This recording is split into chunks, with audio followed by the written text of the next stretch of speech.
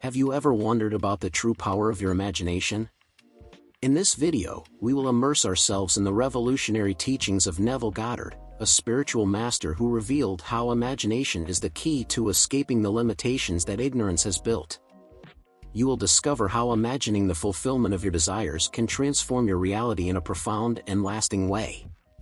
Prepare to open your eyes to the worlds of thought and eternity that expand within you.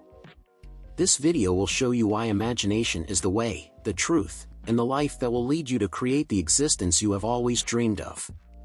Don't miss it, subscribe, and leave us a like to receive more inspiring content like this. Together, let's explore the unlimited power of your mind. Human imagination, as Blake describes it, certain words become overused throughout usage, accumulating so many extraneous connotations that they almost cease to mean anything. One such word is imagination. This word is made to serve for all kinds of ideas, some of them directly opposed to each other: fantasy, thought, hallucination, suspicion. In fact, its usage is so broad and its meanings so varied that the word imagination has no fixed status or significance. For example, we ask a man to use his imagination, which means that his present outlook is too restricted, therefore, not equal to the task. In the next sentence, we tell him that his ideas are pure imagination, implying that his ideas are without foundation. We speak of a jealous or suspicious person as a victim of his own imagination, meaning that his thoughts are untrue. A minute later, we pay the highest tribute to a man by describing him as a man of imagination. Thus, the word imagination has no definite meaning, and the dictionary does not help. It defines imagination as the power of imagining, the act of the mind, the constructive or creative principle. 2. A ghost.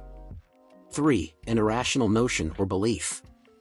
4. Planning, plotting, or scheming involving mental construction.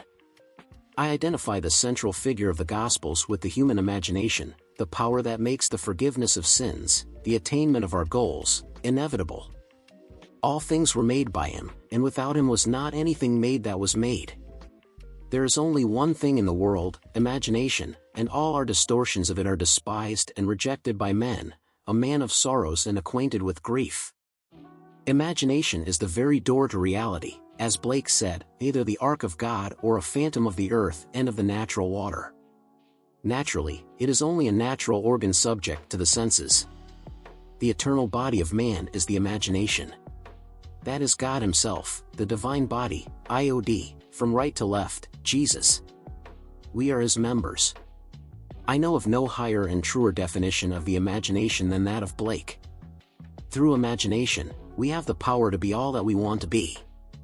Through imagination, we disarm and transform the violence of the world. Our most intimate relationships, as well as the most casual ones, become imaginative as we awaken to a hidden mystery from the time that Christ in us is our imagination. Then we realize that only when we live by imagination can we truly say that we live. I want this book to be the simplest, clearest, and most straightforward work that I have the power to make, so that I may encourage you to act imaginatively and thus open your immortal eyes to the worlds of thought. Imagination is the primary creative force, and reason follows its lead. Imagination not only allows you to assume that you are strong, but it also empowers you to execute that idea. If you desire to be in a different place or situation, you can mentally assume that state and place, and imagination has the power to make it physically materialize. Even if current circumstances, socially or financially, seem to oppose your desired idea, imagination alone can be sufficient to manifest those desires. Imagination comprehends reason because reason is the manifestation of imagination. The birth of Christ within you is the awakening of your imagination to its divine nature. This mystery, hidden for ages, is the hope of glory, Christ in you. The story of the Immaculate Conception and the birth of Christ is often misinterpreted when taken as mere biography, history, or cosmology. Those who explore imagination often refer to it as the unconscious or subconscious mind, but this does not truly capture its essence. The slow recognition of imagination as the primary principle of religion is hindered by the reluctance to abandon the anchor of tradition. As imagination is unveiled as the foundation, the stone of literal understanding is transformed, and the water of psychological meaning flows to quench the thirst of humanity. Those who embrace this truth and live accordingly transform psychological understanding into the wine of forgiveness, pouring it into the wounds of all, like the Good Samaritan. The Son of God is not found in external forms or historical accounts, but is revealed within as the imagination of the seeker. Let your heart become the manger for his birth, and witness God once again becoming a child on earth. The only begotten Son of God awakens, elevating imagination to divine heights and clothing humanity with divine stature. To prove sonship, one must forgive sins, which means identification with the ideal objective in life. The awakened imagination has the supreme power to enter and partake of the nature of its opposite, allowing the weak to proclaim, "I am strong." I mean deductions from observations of the senses. He recognizes the external world of facts in the practice of daily life. Imagination is a complete guide to behavior. Suppose I am able to act with continuous imagination. That is, suppose I can maintain the feeling that my desire is fulfilled. My assumption will solidify as a fact, and if this becomes a fact, I must, upon reflection, discover that my actions during the period of incubation were reasonable. My imagination is a sufficient power not only to assume the feeling of the fulfilled desire, but also, by itself, capable of embodying the idea. After assuming that I am already what I want to be, I must continually guide myself with reasonable ideas and actions to realize my assumption. Experience has convinced me that an assumption, though false, if persisted in, will harden into fact. Continuous imagination is sufficient for all things, and all my reasonable plans and actions will never compensate for my lack of continuous imagination. Is it not true that the teachings of the Gospels can only be received in terms of faith, and that the Son of God is constantly seeking signs of faith in people? That is, he has his own imagination. It is the promise, "Believe that you receive, and you shall receive. As you imagine, there you will be." It was not an imaginary state that Moses endured by seeing him who is invisible. It was not by the power of his own imagination that he endured. Truth depends upon the intensity of the imagination, not upon external facts. Facts are the fruits which bear witness of the good or evil use of the imagination. Man becomes what he imagines. He has a self-determined history. Imagination is the way, the truth, the life revealed. We cannot comprehend truth with logical minds. Where the natural man of sense sees a bud, imagination sees a rose full-blown.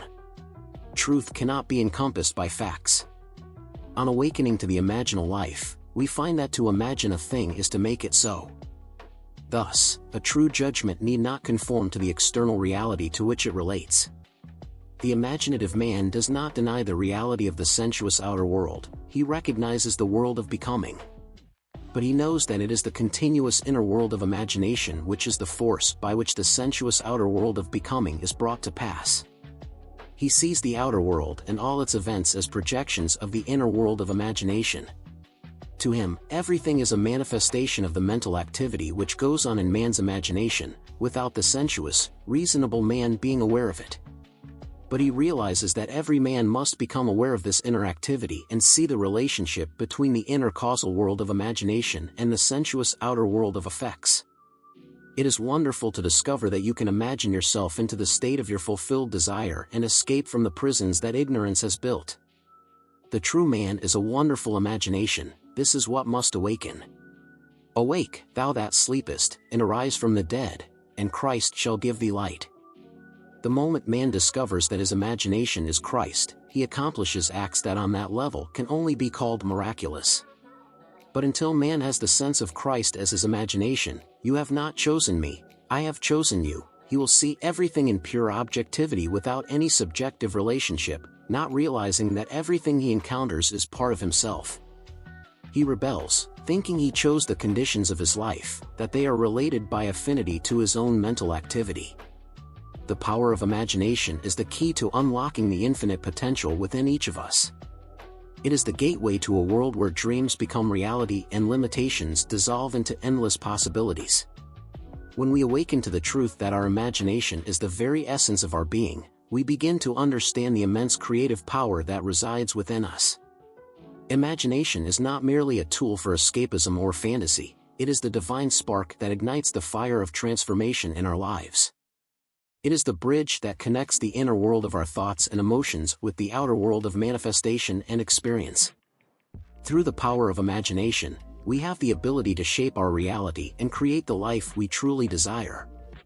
To harness the full potential of our imagination, we must first recognize its significance and embrace it as the guiding force in our lives.